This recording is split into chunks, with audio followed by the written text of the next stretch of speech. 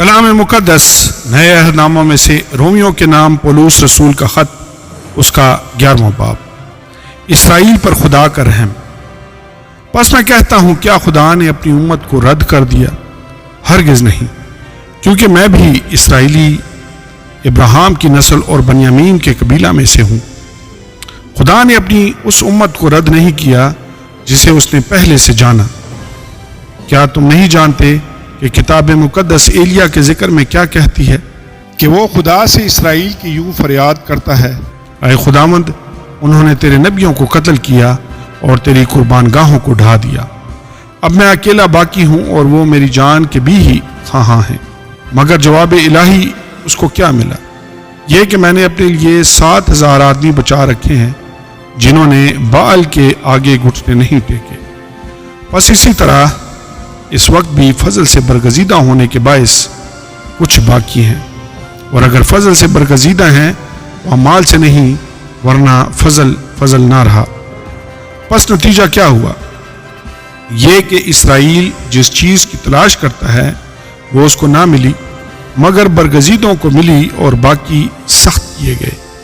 چنانچہ لکھا ہے کہ خدا نے ان کو آج کے دن تک سست طبیعت دی، اور ایسی آنکھیں جو نہ دیکھیں اور ایسے کان جو نہ سنیں، اور داؤد کہتا ہے کہ ان کا دسترخوان ان کے لیے جال اور پھندا اور ٹھوکر کھانے اور سزا کا باعث بن جائے۔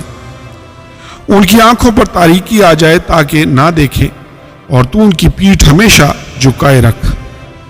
بس میں کہتا ہوں کہ کیا انہوں نے ایسی ٹھوکر کھائی کہ گر پڑے؟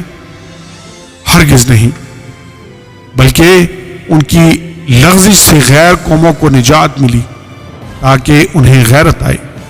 بس جب ہم ان کی لغزش دنیا کے لیے دولت کا باعث اور ان کا گھٹنا غیر قوموں کے لیے دولت کا باعث ہوا، تو اس کا بھرپور ہونا ضرور ہی دولت کا باعث ہوگا، غیر قوموں کے لیے نجات۔ میں یہ باتیں تم غیر قوموں سے کہتا ہوں چونکہ میں غیر قوموں کا رسول ہوں، اس لیے اپنی خدمت کی بڑائی کرتا ہوں تاکہ کسی طرح سے اپنے قوم والوں کو غیرت دلا کر ان میں سے بعض کو نجات دلاؤں۔ کیونکہ جب ان کا خارج ہو جانا دنیا کے عام ملنے کا باعث ہوا، تو کیا ان کا مقبول ہونا مردوں میں سے جی اٹھنے کے برابر نہ ہوگا؟ سب انسانوں پر خدا کی رحمت۔ جب نظر کا پہلا پیڑا پاک ٹھہرا تو سارا گندا ہوا آٹا بھی پاک ہے، اور جب جڑ پاک ہے تو ڈالیاں بھی ایسی ہی ہیں۔ لیکن اگر بعض ڈالیاں توڑی گئیں اور تو جنگلی زیتون ہو کر ان کی جگہ پیوند ہوا اور زیتون کی روغندار جڑ میں شریک ہو گیا، تو ان ڈالیوں کے مقابلہ میں فخر نہ کر، اور اگر فخر کرے گا تو جان رکھ کہ تو جڑ کو نہیں بلکہ جڑ تجھ کو سنبھالتی ہے۔ بس تو کہے گا کہ ڈالیاں اس لیے توڑی گئیں کہ میں پیوند ہو جاؤں۔ اچھا، وہ تو بے ایمانی کے سبب سے توڑی گئیں اور تو ایمان کے سبب سے قائم ہے۔ بس مغرور نہ ہو بلکہ خوف کر، کیونکہ جب خدا نے اصلی ڈالیوں کو نہ چھوڑا تو تجھ کو بھی نہ چھوڑے گا۔ بس خدا کی مہربانی اور سختی کو دیکھ، سختی ان پر جو گر گئے ہیں، اور خدا کی مہربانی تجھ پر، بشرطے کہ اس مہربانی پر قائم رہے، ورنہ تو بھی کاٹ ڈالا جائے گا۔ اور وہ بھی اگر بے ایمان نہ رہیں تو پیوند کیے جائیں گے، کیونکہ خدا انہیں پیوند کر کے بحال کرنے پر قادر ہے۔ اس لیے کہ جب تو زیتون کے اس درخت سے کٹ کر، جس کی اصل جنگلی ہے، اصل کے برخلاف اچھے زیتون میں پیوند ہو گیا، تو وہ جو اصل ڈالیاں ہیں اپنے زیتون میں ضرور ہی پیوند ہو جائیں گی۔ اے بھائیو، ایسا نہ ہو کہ تم اپنے آپ کو عقل مند سمجھ لو، اس لیے میں نہیں چاہتا کہ تم اس بھید سے ناواقف رہو کہ اسرائیل کا ایک حصہ سخت ہو گیا ہے، اور جب تک غیر قومیں پوری داخل نہ ہوں وہ ایسا ہی رہے گا، اور اس صورت سے تمام اسرائیل نجات پائے گا۔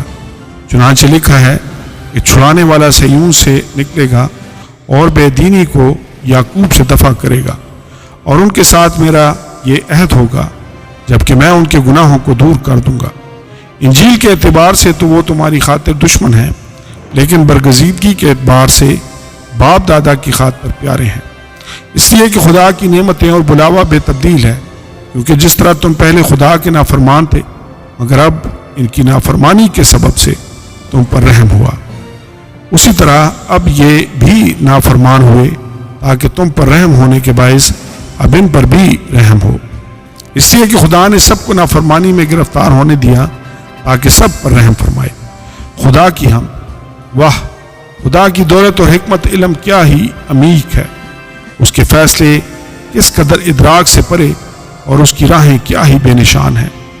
خداوند کی عقل کو کس نے جانا، یا کون اس کا صلاح کار ہوا، یا کس نے پہلے اسے کچھ دیا ہے جس کا بدلہ اسے دیا جائے، کیونکہ اسی کی طرف سے اور اسی کے وسیلہ سے اور اسی کے لیے سب چیزیں ہیں، اس کی تمجید ابد تک ہوتی رہے، آمین اور آمین۔